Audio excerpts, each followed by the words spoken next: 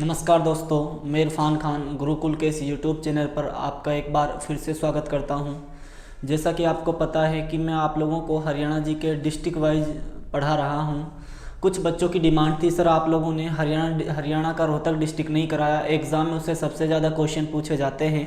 तो आज हम लोग जिस डिस्ट्रिक्ट के बारे में पढ़ने वाले हैं, डिस्ट्रिक्ट का नाम है रोहतक। वास्तव में एग्ज़ाम में बहुत सारे क्वेश्चन इससे पूछे जाते हैं, क्योंकि ये वही रोहतक है जहाँ पर फजल अली आए थे। ये वही रोहतक है जिसे हरियाणा की राजनीतिक राजधानी भी कहा जाता है।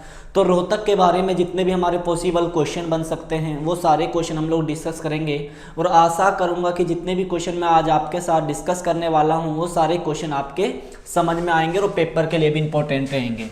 तो आज मैं जिस डिस्ट्रिक्ट के बारे में पढ़ने वाला हूँ, डिस्ट्रिक्ट का नाम है रोहतक। रोहतक की अगर मैं बात करूं तो सबसे पहले रोहतक से स्थापना से क्वेश्चन बनता है कि रोहतक की स्थापना कब हुई। देखो, कोई भी जिला हो सबसे पहले उसकी स्थापना आपको पता होना जरूरी है, क्योंकि ये बेसिक क्वेश्चन होते हैं। अगर इन्हीं क्वेश्चनों को हम गलत कर देते हैं तो कहीं ना कहीं हम लोग जो हमारे कॉम्पिटिटिव एग्जाम में जो बच्चे होते हैं उनसे बहुत ही ज़्यादा पीछे चले जाते हैं। तो रोहतक की स्थापना आपके लिए इतनी इम्पोर्टेंट तो नहीं है, लेकिन फिर भी आपको याद रखना है रोहतक की स्थापना कब हुई थी। 1 नवंबर 1966 हुई थी। यानी जब देश का 17वें राज्य के रूप में हरियाणा बना था 1 नवंबर 1966 को, उस समय पंजाब का 35% हिस्सा हरियाणा के लिए दिया गया था। उसी हिस्से में हरियाणा के 7 जिले थे। उन्हीं 7 जिलों में एक जिला था अपना, कौन सा? रोहतक। उन 7 जिलों की मैं आपको एक ट्रिक भी बता चुका हूं। वो 7 जिले कौन से थे जो आपको याद रखना है? घर जम्मू कश्मीर में। ये हरियाणा के निर्माण के समय 7 जिले प्रेजेंट थे। अगर इनके बारे में पूछा जाए ये जिले कब बने, तो उत्तर क्या होगा? 1 नवंबर 1966 होगा। देखें, जी की अगर मैं बात करूं, गुरुग्राम, हिसार, अंबाला, रोहतक, जींद, करनाल और महेंद्रगढ़, ये वो 7 जिले थे जो हरियाणा राज्य के समय में प्रेजेंट थे। इन्हीं में से अपना जिला था एक रोहतक। यानी अगर क्वेश्चन ये पूछा जाए भाई रोहतक जिला कब बना, तो आपका जो उत्तर होने वाला है वो 1 नवंबर 1966 होने वाला है। तो ये तो हुआ इसके बारे में बेसिक क्वेश्चन। उसके बाद यहाँ तहसील से भी क्वेश्चन बन जाते हैं कि यहाँ तहसील कौन कौन सी हैं। तो रोहतक के अधीन 4 तहसील आती है जिनके नाम आपको याद रखने हैं। सबसे पहले तो रोहतक स्वयं एक क्या है? तहसील है। तो पहली तहसील हो गई हमारी रोहतक। दूसरी तहसील है महम। महम की बावड़ी आप लोगों ने सुना होगा, जिसे हरियाणा की शान कहा जाता है। ये वही महम है जहां पर 24 चबूतरा भी है। सारी बातें डिस्कस करेंगे। तीसरी जो तहसील है उसका नाम है सांपला। सांपला के बारे में आप लोग जानते होंगे, गढ़ी सांपला, जहां पर सर छोटू राम का जन्म हुआ था। लेकिन आज गढ़ी सांपला का नाम बदलकर सर छोटू राम नगर ही रख दिया है। उसके बाद नेक्स्ट हमारी जो तहसील है उसका नाम है कलानौर। ये जो तहसील आपको याद रखनी है, किसकी तहसील है? ये अपने रोहतक जिले की तहसील है। 4 तहसील है, रोहतक है, महम है, सांपला है और कलानौर। इन 4 तहसीलों के बारे में याद रखना है। आगे चलते हैं। रोहतक के इतिहास आपके लिए इंपॉर्टेंट हो जाता है। इसके इतिहास से क्वेश्चन एग्जाम में बनते हैं। तो नेक्स्ट जो हमारा टर्न रहने वाला है वो इतिहास है कि क्या क्वेश्चन रोहतक के इतिहास से बनते हैं। तो सबसे पहले तो स्टूडेंट इसके नाम से क्वेश्चन बनेंगे, भाई इसका नाम रोहतक क्यों पड़ा? तो रोहतक का प्राचीन नाम रोहतक नहीं था, रोहतक का प्राचीन नाम रोहितास नगर था। क्या नाम था? रोहितास नगर था। अब इसका नाम रोहितास नगर क्यों पड़ा? तो याद रखना, एक पवार शासक थे। ठीक है, कौन शासक थे? एक पवार शासक थे जिनका नाम था राजा रोहतास। उसने इस शहर को बसाया था। उन्हीं के नाम पर इसका क्या पड़ गया था? नाम रोहतक पड़ गया था। ठीक है, इसका प्राचीन नाम क्या है? रोहितास नगर है, जो कालांतर में चेंज होकर क्या हो चुका था? रोहतक हो चुका था। पहली बात तो क्वेश्चन ये बनता है कि भाई रोहतक को किसने बसाया था? तो पवार शासक राजा रोहतास ने बसाया था। उसके बाद अगर मैं बात करता हूं इसके इतिहास की, तो आपको पता है 1887 में यहां पर कांग्रेस की प्रथम शाखा स्थापित की गई थी।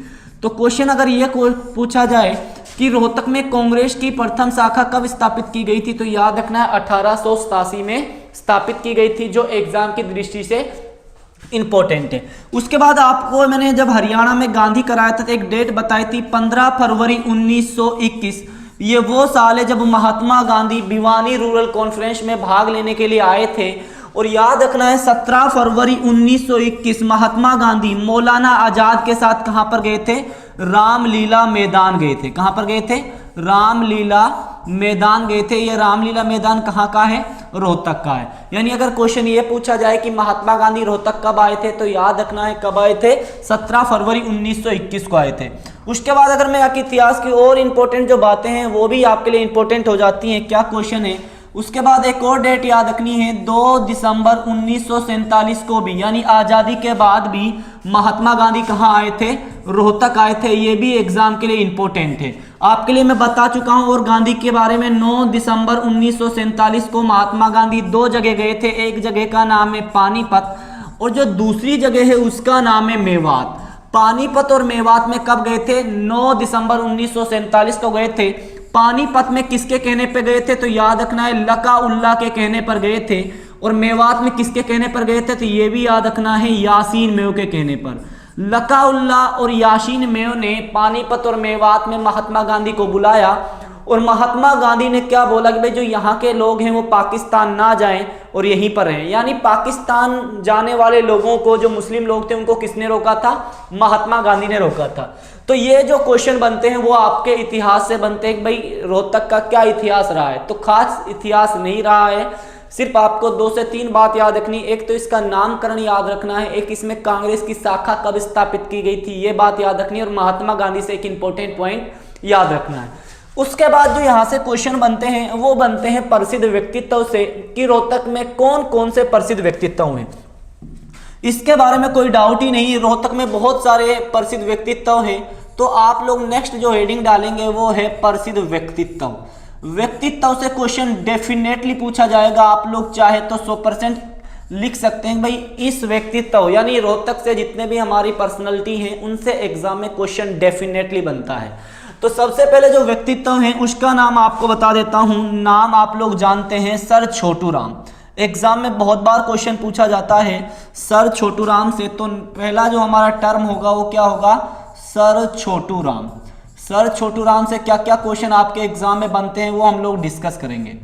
तो पहले तो सर छोटू राम के जन्म के बारे में जान लेते हैं कि सर छोटू राम का जन्म कब हुआ।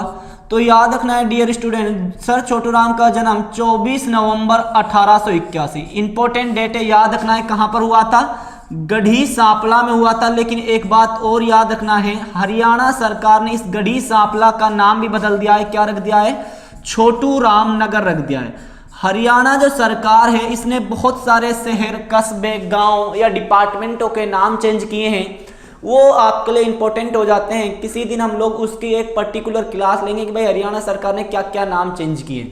अभी सिर्फ इतना याद रखना है, सर छोटू राम का जन्म 24 नवंबर 1881 को गढ़ी सांपला में हुआ था। गढ़ी सांपला का नाम बदलकर सर छोटू राम नगर रख दिया है। उसके बाद इसके पिता का नाम भी इंपॉर्टेंट हो जाता है। इसके पिता का क्या नाम था, तो याद रखना इसके पिता का नाम था सुखीराम। क्या नाम था, सुखीराम। उसके बाद इसके माता का नाम भी इंपॉर्टेंट हो जाता है। माता का नाम था सीरिया देवी। क्या नाम था, सीरिया देवी। उसके बाद इसका बचपन का नाम याद रखना है। जो सर छोटू राम थे इनका बचपन का नाम छोटू राम नहीं था, इनका बचपन का नाम क्या था, रिचपाल था। ये भी एग्जाम में इंपॉर्टेंट आपके लिए हो जाता है। याद रखना है 11 वर्ष की आयु में, कितने वर्ष की आयु में, 11 वर्ष की आयु में इसका विवाह एक महिला के साथ कर दिया जाता है जिनका नाम था ज्ञानो देवी। क्योंकि उस समय क्या होता था, बाल विवाह की जो प्रथा थी वो प्रचलन में थी, इसीलिए सर छोटू राम का विवाह भी 11 वर्ष की आयु में ज्ञानो देवी के साथ कर दिया जाता है। आप लोग सोच सकते हैं कि उस समय सर छोटू राम कितने बड़े होंगे, 11 वर्ष में आप लोग जानते हैं कितनी बुद्धि विकसित होती है। उसके बाद आगे चलते हैं कि क्या क्वेश्चन सर छोटू राम से बनते हैं।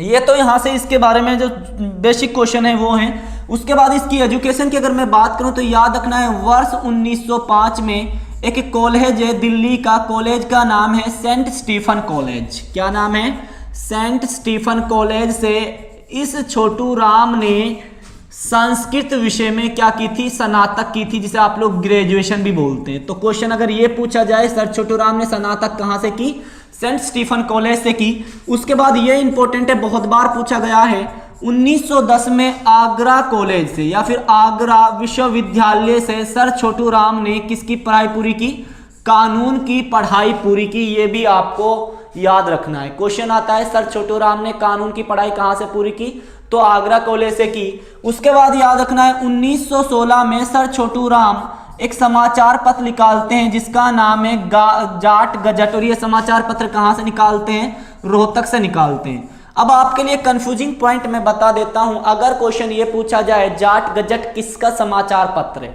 तो उत्तर होता है सर छोटू राम। लेकिन एग्जामिनर कई बार आपको कंफ्यूज कर देता है, वो ये पूछता है भाई जाट समाचार पत्र किसका है, तो याद रखना है कन्हैया लाल जाट, और जाट गजट किसका है? Sir Chhotu Ram.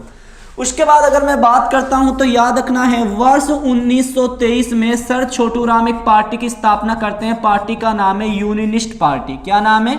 Unionist party. Question आता है किसके साथ मिलकर करते हैं, तो उसका नाम भी याद रखना है फजली हुसैन के साथ ये मिलकर क्या करते हैं? इस पार्टी की स्थापना करते हैं। उसके बाद याद रखना है वर्ष 1924 में सर छोटू राम जमींदार लीग की स्थापना करते हैं। किसकी स्थापना करते हैं? जमींदार लीग की स्थापना करते हैं। उसके बाद आपको याद रखना है वर्ष 1933 में यह भाखड़ा डैम जो प्रोजेक्ट है, भाखड़ा प्रोजेक्ट में अपनी महत्वपूर्ण भूमिका निभाते हैं, इसलिए सर छोटू राम को क्या बोला जाता है? भाखड़ा डैम प्रोजेक्ट का पिता भी बोला जाता है। उसके बाद आपको याद रखने और भी बहुत सारे फैक्ट इससे बनते हैं कि क्या क्या फैक्ट है मैं आपको बता देता हूं। 1933 के बाद आगे चलते हैं जो इनसे इंपॉर्टेंट बनते हैं, तो याद रखना है वर्ष 1937 में सर छोटू राम को किस उपाधि से नवाजा जाता है? सर की उपाधि से नवाजा जाता है, ये भी बात आपको याद रखनी है। उसके बाद आपको याद रखना है 1938 में ये किसान मार्केट बोर्ड की स्थापना करते हैं, ये भी इंपॉर्टेंट हो जाता है। किसान मार्केट बोर्ड की स्थापना इसने कब की थी, तो याद रखना है 1938 में की थी। उसके बाद आपको याद रखना है वर्ष 1945 9 जनवरी 1945 को सर छोटू राम का कहां पर निधन हो जाता है? लाहौर में निधन हो जाता है। देखें दो व्यक्तियों का नाम आपको याद रखना है जिनका निधन पाकिस्तान में हुआ था। एक का तो हुआ था अफगानिस्तान में काबुल में, आपको जानते हैं राव तुलाराम का निधन कहाँ हुआ था? काबुल में हुआ था। लेकिन सर छोटू राम का निधन कहाँ हुआ है? तो लाहौर में हुआ है। तो याद रखना इन्हीं के नाम से हरियाणा का प्रथम सरकारी इंजीनियरिंग कॉलेज वर्ष 1987 में छोटू राम इंजीनियरिंग कॉलेज कहां पर स्थापित किया जाता है? आपको पता होगा छोटू राम इंजीनियरिंग कॉलेज कहां पर है? मुरथल में। कहां पर है? मुरथल में। कब स्थापित किया जाता है? 1987 में किया जाता है। उसके बाद याद रखना है वर्ष 2006 में इस कॉलेज को किसका दर्जा दे दिया जाता है? विश्वविद्यालय का दर्जा दे दिया जाता है। अभी याद रखना है सर छोटू राम की एक मूर्ति का अनावरण किया गया है, गढ़ी सांपला में किया गया है, ये भी आपको याद रखना है। ये सारे क्वेश्चन किससे बनते हैं? सर छोटू राम से बनते हैं। उसके बाद याद रखना है सर छोटू राम को क्या बोला जाता है? किसानों का मसीहा बोला जाता है। क्या बोला जाता है? किसानों का मसीहा। अगर क्वेश्चन ये आ जाए किसानों का मसीहा किसको बोला जाता है? सर छोटू राम को बोला जाता है। उसके बाद अगर क्वेश्चन ये आ जाए भाखड़ा डैम प्रोजेक्ट के पिता किसको बोला जाता है, तो तब भी हमारा क्या उत्तर होगा? सर छोटू राम ही होगा। देखें सिंपल क्वेश्चन आ जाए किसानों का मसीहा तो सर छोटू राम, लेकिन अगर क्वेश्चन ये आ जाए किसान व महिलाओं का मसीहा किसे कहा जाता है, तो उत्तर हो जाता है देवीलाल। तो ये सारे फैक्ट जो बनते थे आपके सर छोटू राम से बनते थे। एक बार रिपीट कर देता हूं, सर छोटू राम का जन्म 24 नवंबर 1881 को रोहतक के गढ़ी सांपला में हुआ था, लेकिन आज गढ़ी सांपला का नाम छोटू राम नगर है।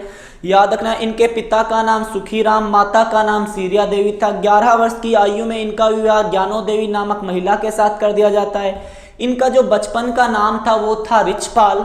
1905 में ये ग्रेजुएशन करते हैं दिल्ली के सेंट स्टीफन कॉलेज से। 10 में ये कानून की पढ़ाई पूरी करते हैं आगरा कॉलेज से। 16 में ये जाट गजट निकालते हैं। 23 में ये पार्टी की स्थापना करते हैं यूनियनिस्ट पार्टी फजली हुसैन के साथ मिलकर। 24 में जमींदार लीग की स्थापना करते हैं। 33 में भाखड़ा डैम प्रोजेक्ट में अपनी भूमिका निभाते हैं, इसलिए इसे भाखड़ा डैम प्रोजेक्ट का पिता भी बोला जाता है। 37 में ये क्या करते हैं, आपको पता है इनको सर की उपाधि मिलती है। 38 में मार्केटिंग बोर्ड की स्थापना करते हैं और 9 जनवरी 1945 को उनका क्या हो जाता है, लाहौर में निधन हो जाता है।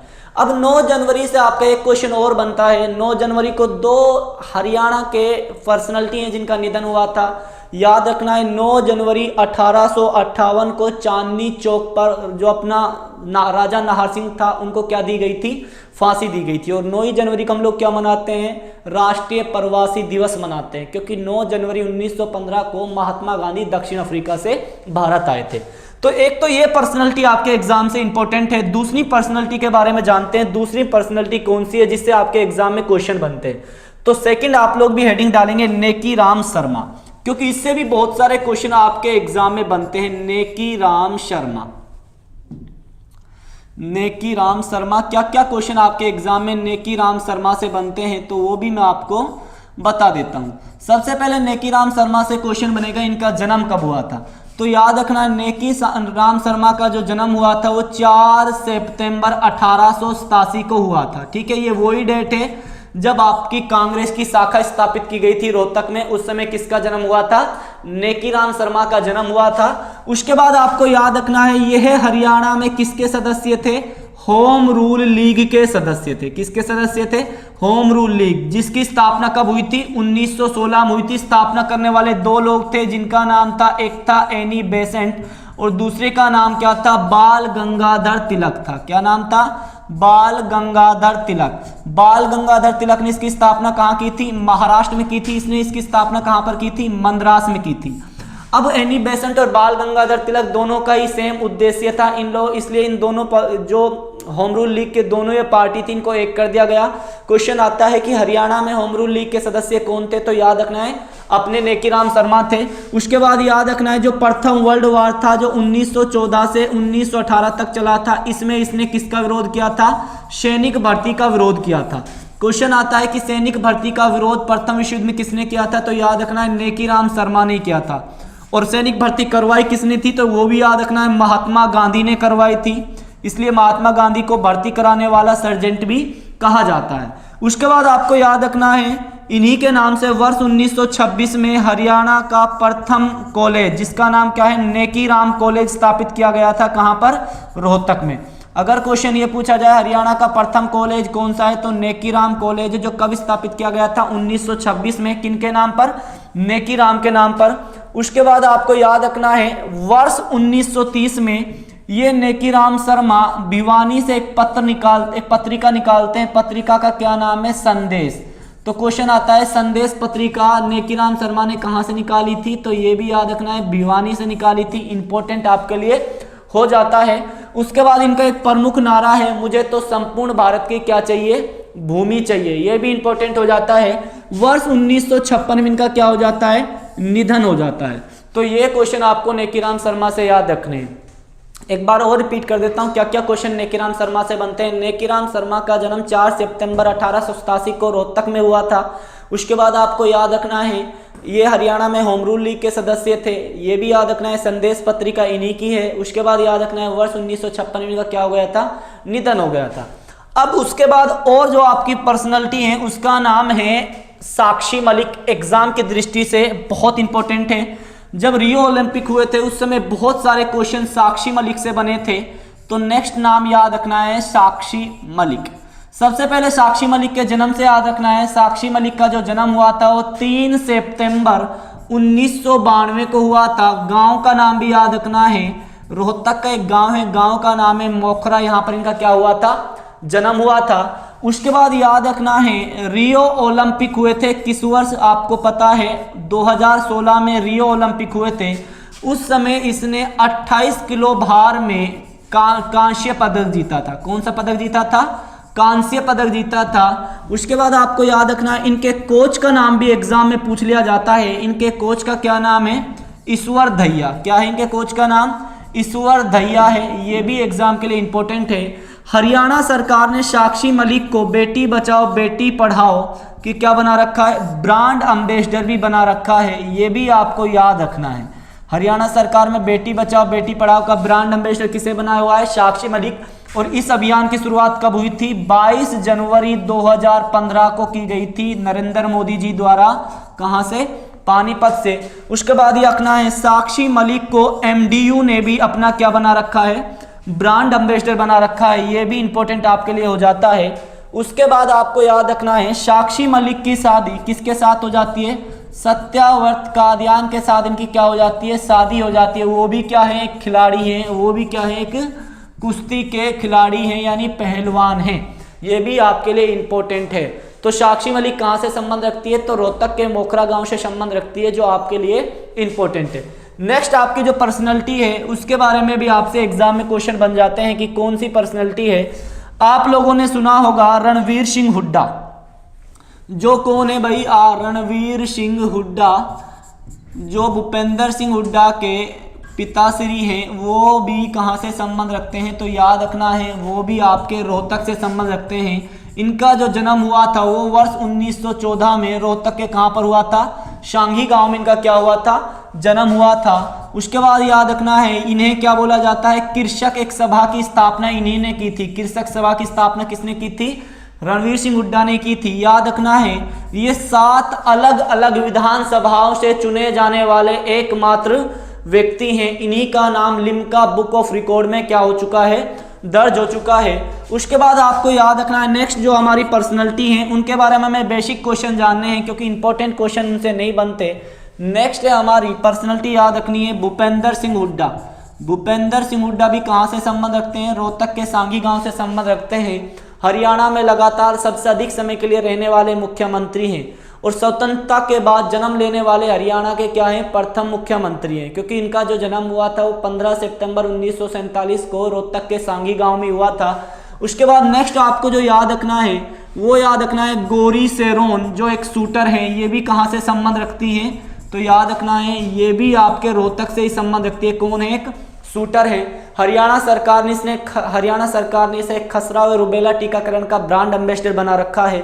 उसके बाद नेक्स्ट आपको याद रखना है, आप जानते होंगे भाई रणदीप हुड्डा। रणदीप हुड्डा कौन है भाई?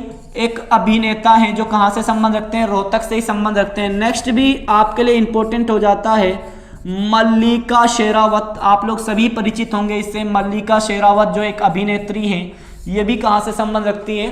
रोहतक से ही संबंध रखती है। नेक्स्ट आपके लिए इंपॉर्टेंट हो जाता है ममता खरब, जो हॉकी के एक प्लेयर हैं। क्या है? हॉकी के खिलाड़ी हैं।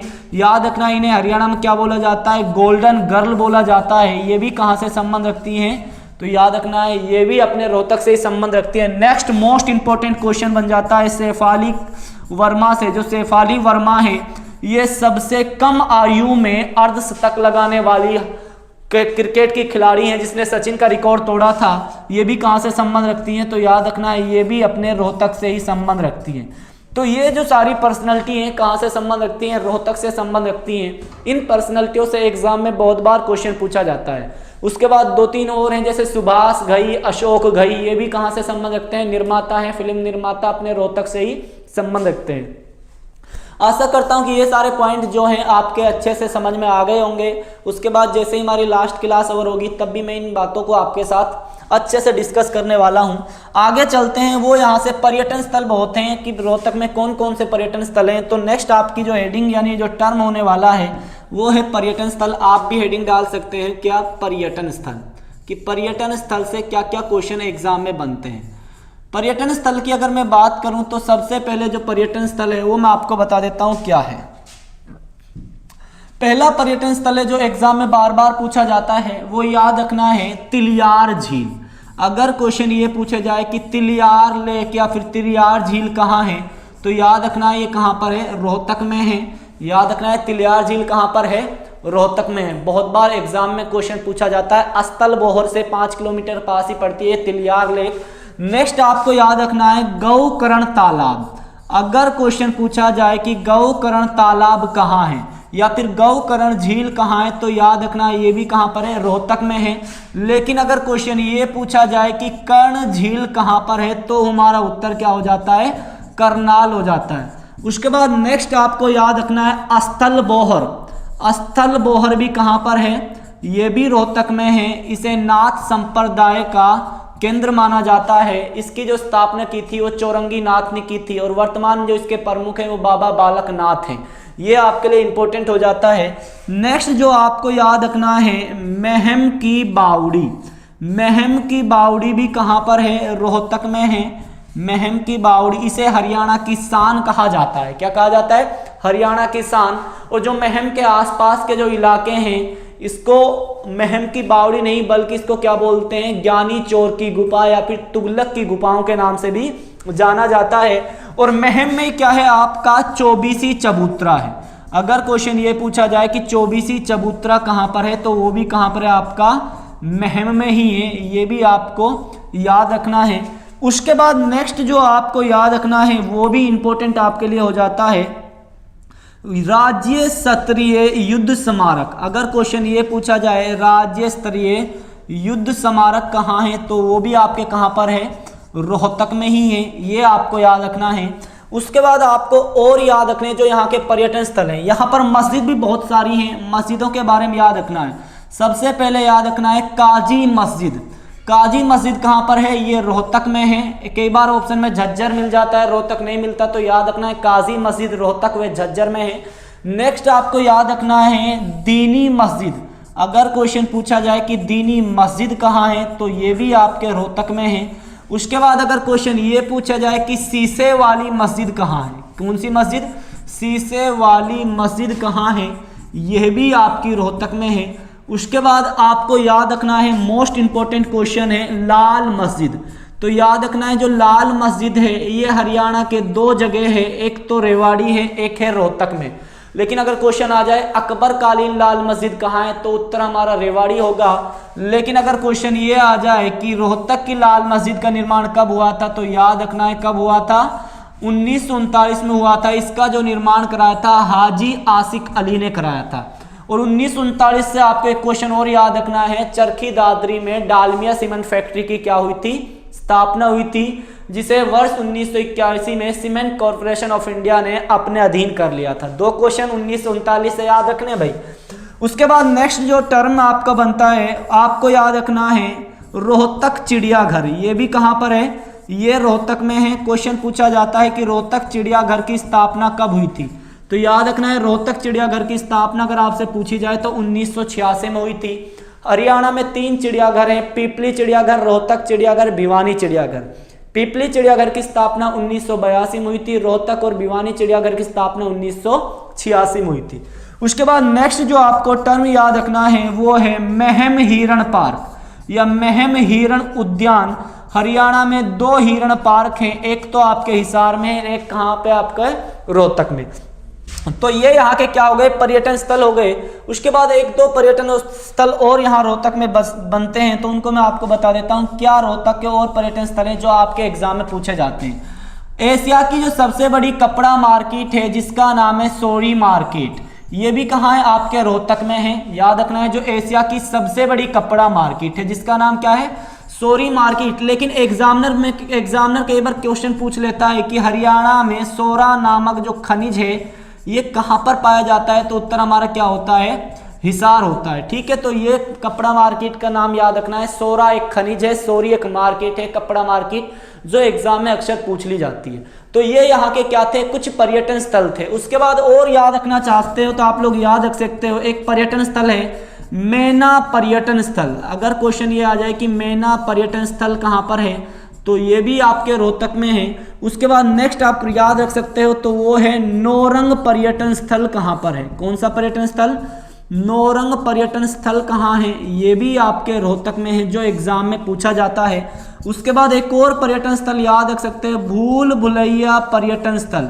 भूल भुलैया पर्यटन स्थल कहाँ है, ये भी आपके रोहतक में है। तो ये सारे पर्यटन स्थल आपको याद रखने हैं जो एग्जाम में पूछे जाते हैं। गारंटी के साथ बोलता हूं कोई भी ऐसा एग्जाम नहीं होगा जिससे क्वेश्चन नहीं पूछे जाते इनके पर्यटन स्थल से। तो मैंने 1 बाय 1 सारे पर्यटन स्थल डिस्कस किए। आशा करता हूं कि ये पर्यटन स्थल बड़े अच्छे से आपको समझ में आए होंगे। आगे चलते हैं।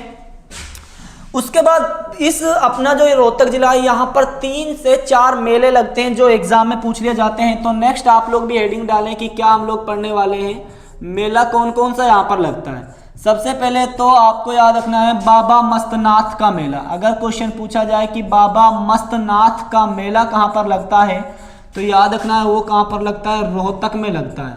उसके बाद नेक्स्ट आपको याद रखना है बाबा बूढ़ा का मेला भी कहाँ पर लगता है, ये भी रोहतक में लगता है। बाबा बूढ़ा का मेला ये भी आपका कहाँ पर लगता है, रोहतक में लगता है। उसके बाद नेक्स्ट आपको याद रखना है जो एग्जाम की दृष्टि से इंपॉर्टेंट हो जाता है, क्वेश्चन आता है बाबा जमना दास का मेला कहाँ पर लगता है। बाबा जमना दास का मेला तो याद रखना ये भी कहाँ पर रखता है, रोहतक में ही रखता है। उसके बाद यहाँ से आपको एक और पॉइंट याद रखना है, अगर क्वेश्चन ये आ जाए लाखन माजरा गुरुद्वारा कहाँ पर है, क्या क्वेश्चन आ जाए लाखन माजरा गुरुद्वारा कहाँ पर है, ये भी आपका कहाँ पर है, रोहतक में ही है। ठीक है, याद रखना है लाखन माजरा गुरुद्वारा रोहतक में है। नेक्स्ट आपको याद रखना है बंगला साहिब गुरुद्वारा, अगर आपसे पूछ लिया जाए कि बंगला साहिब गुरुद्वारा कहाँ पर है, तो ये भी आपके कहाँ पर है, रोहतक में है। ये यहाँ गुरुद्वारों से कुछ इंपॉर्टेंट पॉइंट आपको याद रखने हैं। तो उसके बाद जो यहाँ से क्वेश्चन बनते हैं वो यहाँ के शिक्षा से क्वेश्चन बनते हैं कि क्या यहाँ पर शिक्षा है, यानी कुछ क्या यहाँ पर कॉलेज है, कॉलेजों के नाम आपको याद रखने हैं, कौन कौन से कॉलेज रोहतक में हैं जो एग्जाम की दृष्टि से आपके लिए इंपॉर्टेंट है। तो नेक्स्ट हमारा जो टर्म होगा वो शिक्षा बोल सकते हैं या फिर इनको कॉलेज बोल सकते हैं। सबसे पहले तो आपको पता है MDU महर्षि दयानंद विश्वविद्यालय, इसकी जो स्थापना हुई थी वर्ष 1976 में रोहतक में की गई थी। किस में की गई थी, रोहतक में की गई थी। आपको पता है, मैंने बताया था भाई MDU की ब्रांड एम्बेसडर कौन है, आपकी साक्षी मलिक है। उसके बाद याद रखना है ये एशिया की प्रथम विश्वविद्यालय जो किस पर कोर्स कराता है, यातायात पर कोर्स कराता है। ठीक है, क्वेश्चन आता है कि यातायात पर कोर्स कराने वाला एशिया का प्रथम विश्वविद्यालय कौन सा है, तो वो भी कौन सा है, रोहतक है। नेक्स्ट जो आपका बनता है, आपको पता है भगवत दयाल शर्मा यानी BD Sharma medical college, BD Sharma medical college जो हरियाणा का प्रथम मेडिकल कॉलेज है, ये भी आपके कहाँ पर है, ये भी आपके कहाँ पर है, रोहतक में है, जो इंपॉर्टेंट आपके लिए हो जाता है। उसके बाद नेक्स्ट जो आपका टर्म है नेशनल बॉक्सिंग अकादमी, नेशनल बॉक्सिंग अकादमी, ये भी आपके कहाँ पर है, रोहतक में है। इससे भी क्वेश्चन आपके एग्जाम में पूछे जाते हैं। उसके बाद आपसे एक क्वेश्चन पूछा जाता है IIM कहाँ पर है, तो ये भी याद रखना है, रोहतक में है। IIM की अगर मैं बात करूँ तो इंडियन इंस्टीट्यूट ऑफ मैनेजमेंट, ये भी आपके कहाँ पर है, रोहतक में। उसके बाद आपको याद रखना है आकाशवाणी केंद्र से क्वेश्चन यहाँ से बनते हैं, शिक्षा में आकाशवाणी केंद्र आ जाती है, तो ये आपको अच्छे तरीके से डिस्कस करने हैं। तो हमारा जो नेक्स्ट है वो है रोहतक आकाशवाणी केंद्र। तो देखो मैं इनको आपको यहीं डिस्कस कर देता हूं कि कौन कौन से आकाशवाणी केंद्र है। तो हमारा जो नेक्स्ट टर्म है वो है आकाशवाणी केंद्र, आकाशवाणी केंद्र।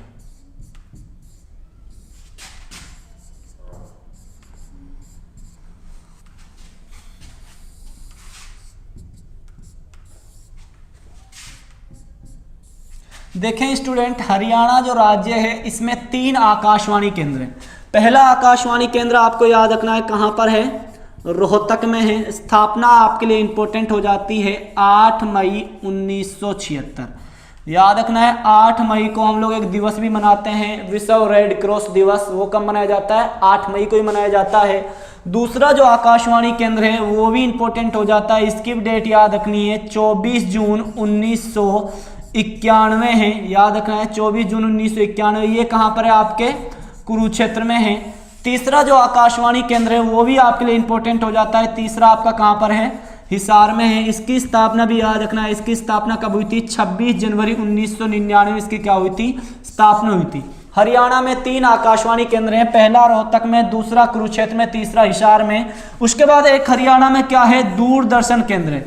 हरियाणा का एकमात्र दूरदर्शन केंद्र आपसे पूछा जाता है कहाँ पर है, तो याद रखना है वो आपके हिसार में है। इसकी स्थापना भी आप लोग याद रख सकते हो 1 नवंबर 2002। तत्कालीन जो हमारी जो तत्कालीन मंत्री थी जिसका नाम है सुषमा स्वराज, उसने क्या किया था, इसका उद्घाटन किया था। याद रखना हरियाणा में 3 आकाशवाणी केंद्र और एक क्या है, दूरदर्शन केंद्र। ये आपके समझ में आ गया होगा।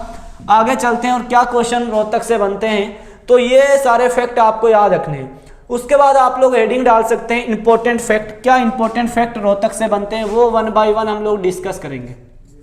इंपॉर्टेंट फैक्ट,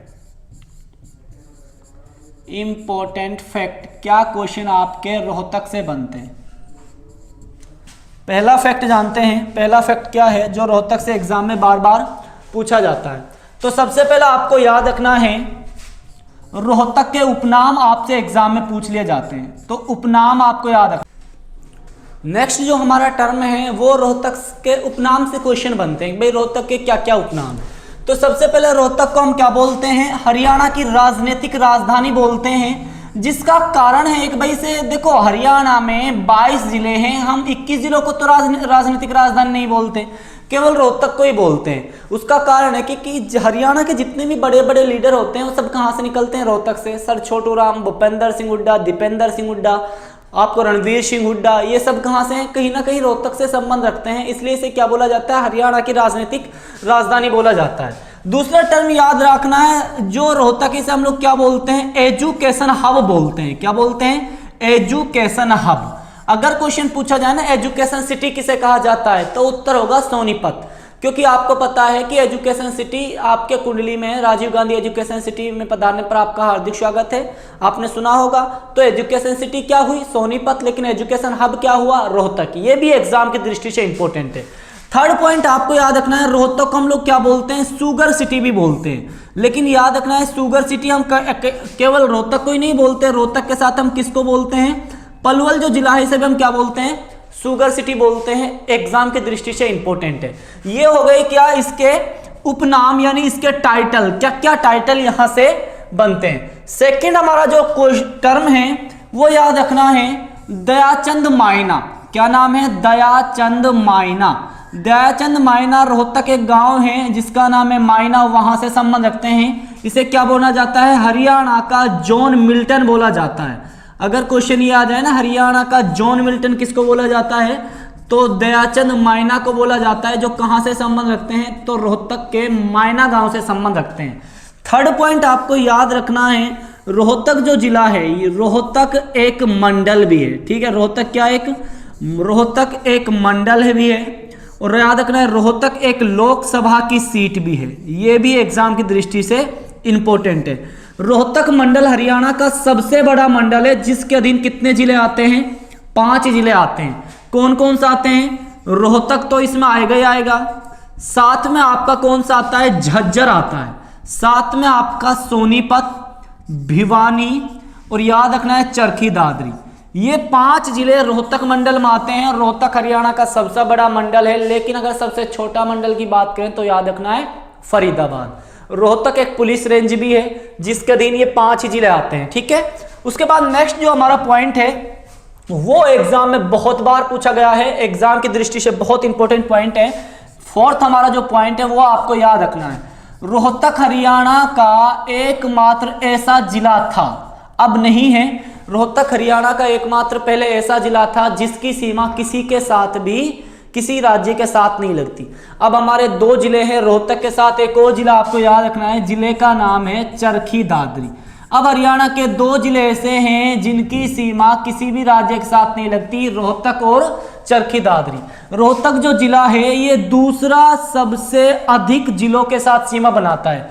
रोहतक की सीमा 6 जिलों के साथ लगती है। कौन कौन से हैं, जींद, याद रखना है। सेकंड कौन सा है, हिसार। उसके बाद आपको याद रखना है थर्ड, भिवानी। उसके बाद आपको याद रखना है फोर्थ, सोनीपत। उसके बाद आपको याद रखना है फिफ्थ, याद रखना है आपको झज्जर। उसके बाद एक और हो चुका है लास्ट हमारा क्या, चरखी दादरी। इन जिलों के साथ किसकी सीमा लगती है, रोहतक जिले की सीमा लगती है। ये पॉइंट भी आपको इंपॉर्टेंट है, जो याद रखना ही रखना है। उसके बाद नेक्स्ट जो अपना पॉइंट बन जाता है 6, वो भी इंपॉर्टेंट है। क्या वो पॉइंट है, मैं आपके साथ डिस्कस करता हूं। रोहतक जो जिला है ये किसके अधीन आता है, एनसीआर के अधीन आता है। किसके अधीन आता है, एनसीआर, नेशनल कैपिटल रीजन, राष्ट्रीय राजधानी क्षेत्र। इस बोर्ड की स्थापना 1985 में हुई थी। इसके अधीन हरियाणा के कितने जिले आते हैं, 14 तो जिले आते हैं। और कितना प्रतिशत भाग हरियाणा का आता है, तो याद रखना है 57% भाग हरियाणा का एनसीआर के अधीन आता है। और जिले कितने आते हैं, 14। याद रखना है 2 क्वेश्चन 57 से इंपॉर्टेंट हो जाते हैं, क्योंकि डाटा ना अगर हम लोग एक दूसरे से रिलेट करके याद करें तो भूल नहीं सकते। पहला क्वेश्चन तो आपको ये याद रखना है, हरियाणा का 57% भाग एनसीआर में आता है। दूसरा पॉइंट आपको ये याद रखना है, पृथ्वी से जो चंद्रमा है, चंद्रमा है उसका केवल आप लोग 57% भाग को ही देख सकते हो अपनी नंगी आंखों से। कुछ बुक ऐसी है जहां पर 59% दिखाया गया है, आप लोग एडजस्ट कर सकते हैं। उसके बाद आपको याद रखना है हरियाणा के 14 जिले किस में आते हैं, एनसीआर में।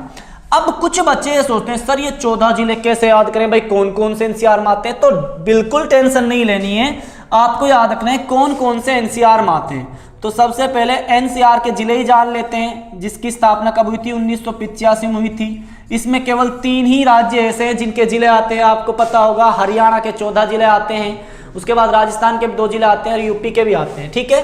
तो एनसीआर में हमारे 14 जिले कौन कौन से हैं वो आपको याद रखने हैं। पहला आपको याद रखना है रोहतक, रोहतक एनसीआर में आता है, ठीक है। भिवानी, चरखी दादरी, उसके बाद सोनीपत, झज्जर, उसके बाद गुरुग्राम, महेंद्रगढ़, रेवाड़ी, उसके बाद फरीदाबाद, मेवात, पलवल, उसके बाद याद रखना है करनाल, पानीपत, जींद। ये हरियाणा के वो 14 जिले हो गए होंगे, 14, 1 2 3 4 5, 5 3 8, 8 3 11, 11 3 14। ये हरियाणा के वो 14 जिले हैं जो किस में आते हैं, एनसीआर के अधीन आते हैं। अब आप लोग ये सोच रहे होगे सर इसमें क्या ऐसा है कि आपने तो ये लिख दिया 14 जिला एनसीआर में आते हैं, हमें कैसे याद करने। तो बिल्कुल याद नहीं रखना है। रोहतक जो मंडल है कंप्लीट एनसीआर में आता है, फरीदाबाद मंडल कंप्लीट एनसीआर में आता है, गुरुग्राम मंडल कंप्लीट एनसीआर में आता है। सिर्फ आपको 3 ही जिले याद रखने हैं, रोहतक करनाल, पानीपत और जींद। ये वो जिले हैं जो किस में आते हैं, एनसीआर में आते हैं। बाकी आपको 3 केवल डिवीजन याद रखने हैं, ठीक है। तो इंपॉर्टेंट पॉइंट है, आशा करता हूं ये भी पॉइंट आपके समझ में आ गया होगा। आगे चलते हैं और रोहतक से क्या क्वेश्चन आपके एग्जाम में बनते हैं वो हम लोग डिस्कस करते हैं। नेक्स्ट हमारा 6th पॉइंट आपको याद रखना है जो रोहतक से इंपॉर्टेंट हो जाता है, कहीं ना कहीं जो एग्जाम में पूछ भी लिया जाता है। सबसे पहले क्वेश्चन आता है कि रोहतक किस हाईवे पर है। तो याद रखना है रोहतक जो जिला है इससे कौन सा हाईवे होकर गुजरता है, NH10 होकर गुजरता है। लेकिन वर्तमान में NH10 का नाम बदलकर क्या रख दिया है, NH9। तो रोहतक से कौन सा राष्ट्रीय राजमार्ग होकर गुजरता है, NH9 होकर गुजरता है। ये आपको याद रखने। ये कुछ फैक्ट थे, ये जो इंपॉर्टेंट हो जाते हैं आपके एग्जाम की दृष्टि से, ये सारे फैक्ट आपको याद रखने। अब मैंने आपके साथ क्या क्या बातें डिस्कस की हैं एक बार मैं आपको रिपीट कर देता हूं। सबसे पहले मैंने बताया था आपको रोहतक के बारे में, स्थापना बताई थी। उसके बाद मैंने रोहतक के आपको बताया था कि रोहतक का क्या इतिहास रहा है। फेमस पर्सनैलिटी बताई थी, प्रसिद्ध व्यक्तित्व बताए थे, मेले बताए थे कौन कौन से यहाँ पर लगते हैं। उसके बाद मुझको बहुत सारे पर्यटन स्थल यहाँ से डिस्कस किए। ये कुछ इंपॉर्टेंट फैक्ट हैं जो बार बार आपके एग्जाम में पूछे जाते हैं। आशा करता हूँ कि ये सारे फैक्ट आपको 1 बाय 1 मैंने जो डिस्कस कराए हैं अच्छे से समझ में आ गए होंगे। अगर अपनी वीडियो आपको अच्छे से समझ में आ गई हो तो लाइक, शेयर और कमेंट जरूर करना, और जो जिसकी प्रॉब्लम है वो भी शेयर करना। सर आपको ये करने की जरूरत है, क्योंकि क्या होता है स्टूडेंट, कोई भी टीचर अपने आप में परिपूर्ण नहीं होता। अगर आपको लगता है सर आपको ये और कराने की या इम्प्लीमेंट करने की जरूरत है तो अपना सुझाव जरूर दें, उस पर आपका अमल किया जाएगा। आज के लिए इतना ही है, मिलते हैं हम लोग एक नेक्स्ट क्लास में एक नेक्स्ट डिस्ट्रिक्ट के साथ। Thank you and have a nice day.